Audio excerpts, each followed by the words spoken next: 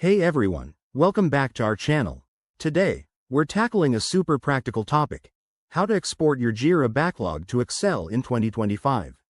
If you're a project manager, developer, or anyone dealing with Jira, this trick will help you analyze data, create reports, or just get a quick overview outside of the platform. It's straightforward, but we'll go through it step by step to make sure you nail it on the first try.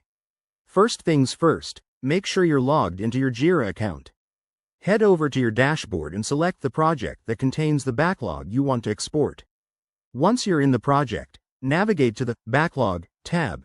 It's usually on the left sidebar. Here, you'll see all your issues lined up. Now, to export, click on the three dots or the More menu at the top right of the backlog view. Look for the Export option. In 2025, Jira has made this even easier with updated interfaces. Select Export to Excel or Export to CSV, which can be opened in Excel.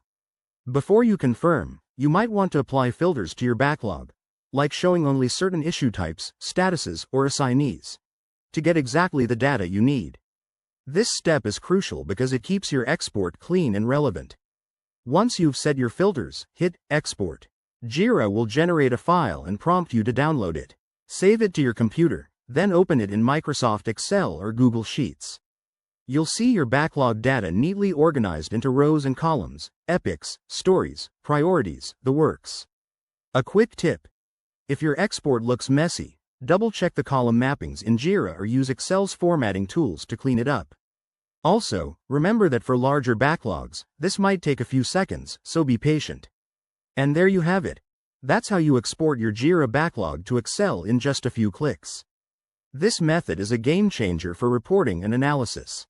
If you found this helpful, smash that like button, subscribe for more tech tips, and drop a comment below if you have questions. Thanks for watching, and see you in the next video.